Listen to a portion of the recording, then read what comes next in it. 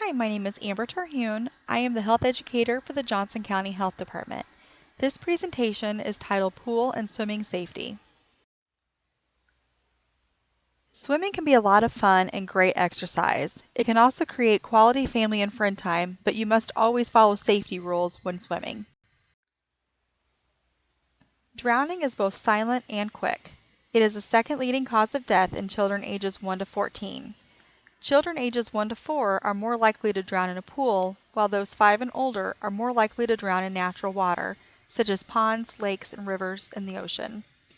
It is the 5th leading cause of unintentional injury death for all ages, and about 10 people die every day. For every 1 child who dies due to drowning, there are 5 seen in the ER due to non-fatal submersion injuries. More than half of these require hospitalization or long-term care. Swimming takes preparation. Swimming and floating lessons are available as early as 1 year of age. You should consider developmental and emotional maturity when deciding what age to start with swimming lessons. Keep in mind that lessons do not take the place of adult supervision and protective barriers. You can also learn CPR or cardiopulmonary resuscitation. Make sure that kids and babysitters learn it as well. And you can learn basic water rescue skills. There are many different general swimming safety rules you should always follow. Do not run near the pool, as you could slip and fall and hurt yourself or someone else. Do not push others into the pool. Do not hold your breath for long periods of time or hyperventilate before going underwater. This could cause you to pass out and drown. Always go feet first on water slides. Do not dive in shallow water or in the shallow end of the pool. Always check the water depth first by checking the depth markers or by entering feet first in the beginning. Above-ground pools usually aren't deep enough. Do not dive through pool toys or flotation devices, and only dive from the diving board, not from the side of the pool. A supervising adult should always be present. For infants and toddlers, the adult should be in the water within arm's reach, known as touch supervision. Small children can drown in only 1 inch of water. For older children, an adult should be watching without distractions, such as talking on the phone, reading, doing chores, socializing, or drinking alcohol. The adult must know how to swim in case of an emergency. Never leave children unattended near water. There is no substitute for active adult supervision when it comes to swimming safety and children. When multiple adults are present, they can rotate turns so that someone is always actively watching, even if there is a lifeguard on duty. Never swim alone, even if you're a good swimmer.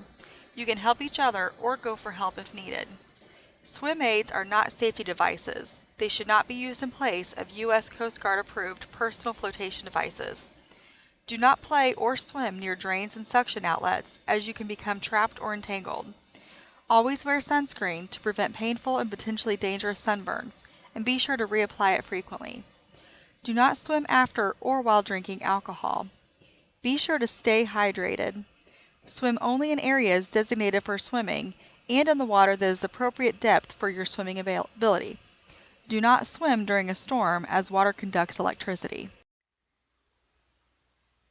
There are many things that you can do to keep a home pool safe. Keep a phone near you while supervising swimming, so you won't be tempted to leave and answer the phone if it rings. You can also call for help if needed. Keep emergency numbers posted nearby. Keep rescue equipment near the pool. Do not have riding toys or electrical devices near the pool. Keep toys away from the pool when it is not in use to deter children from going near the pool. Use non-slip materials around the pool to prevent injuries from slipping and falling. Make sure drain covers are secure and in good condition. They should also be dome-shaped instead of flat to prevent entrapment. Empty inflatable or plastic pools after each use, storing them upside down out of reach of children. Install climb-resistant fences around the entire pool at least 4 feet high. Don't use the house as one of the pool enclosures. The pool needs to be protected on all sides from children. They can climb out windows or walk outdoors. A 4-sided fence decreases the risk of children drowning by 83% when compared to a 3-sided fence. There should not be any footholds or handholds for children to climb. Do not leave furniture or toys near or alongside the fence, as these are easy to climb. There should be no more than 4 inches between vertical slats. If you have to use a chain link fence, The diamond shapes should not be any larger than 1 3/4 inches. You should also install self-closing and self-latching gates for the pool entrance, and they should open away from the pool. The latch should be higher than a child can reach. Remove ladders from above-ground pools when not in use. The following are not substitutes for fencing, but they may be used in addition to the fence. You may install automatic pool covers that cover the entire pool so a child cannot get underneath. There should not be any standing water on top of the cover. Never leave the cover partially on while swimming, as someone can become trapped underneath. Floating covers are not a protection benefit. You can also install door and window alarms for the home so that you are alerted when someone opens them. Be sure to keep them secure as well to prevent children from getting out. You can also have self-closing and self-latching house doors, a pool gate alarm, and pool alarms so you are alerted when there is a disturbance in the water, such as someone entering the pool. There are many things that you should consider when using a spa or hot tub. You should keep your head above water and long hair pulled up to prevent it from becoming tangled in the drain. Supervise and accompany children, and do not allow young children in the hot tub. People with certain medical conditions should first consult a doctor before using a hot tub. Keep the water temperature below 104 degrees Fahrenheit, as higher temperatures are dangerous to the body. You should spend no longer than 15 minutes at a time in the hot tub. You should use a locking hard top cover when the spa is not in use.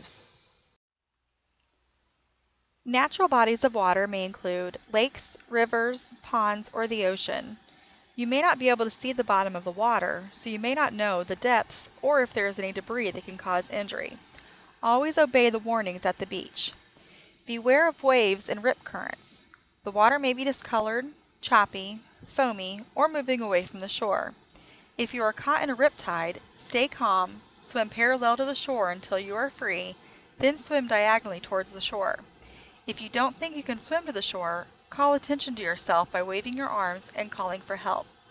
Children should always wear life jackets, even if they know how to swim. Do not swim close to wooden piers, as the waves can push you into the posts and cause injury. You should wear protective footwear if it is needed. Do not consume alcoholic beverages when using watercraft, as this distorts your judgment. You should always check the weather before using the watercraft and while you are out in the water to make sure the conditions are safe. You should wear a Coast Guard approved life jacket, regardless of the size of the boat and your swimming ability. You should always tell someone where you're going and how long you're going to be gone, so that if you don't return on time, they will better know how to find you. Here are some of the complications from swimming and diving injuries. It may lead to spinal cord injuries from diving into shallow water or from hitting your head on the diving board on the way down. You could also have permanent brain damage from diving or from non-fatal submersion injuries, such as memory problems, learning disabilities, and loss of function. The injuries may also be fatal. Here is the chain of drowning survival.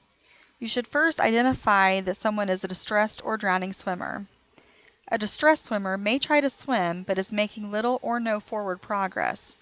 An active drowning swimmer may be vertical but unable to move forward or tread water. They may try to keep their head above the water. A passive drowning swimmer is motionless and face down at the bottom or near the water surface. You should then respond to the emergency. If a child is missing, check the water first. Every second counts in preventing death or long-term disability. You should reach for the person or throw rescue equipment. Call 911 and provide first aid and CPR if needed. Always use the correct equipment: ring buoys, reaching poles, and life jackets. This concludes the pool and swimming safety presentation. If you have any questions, feel free to visit any of these websites, talk with your doctor or your local health department. Thank you.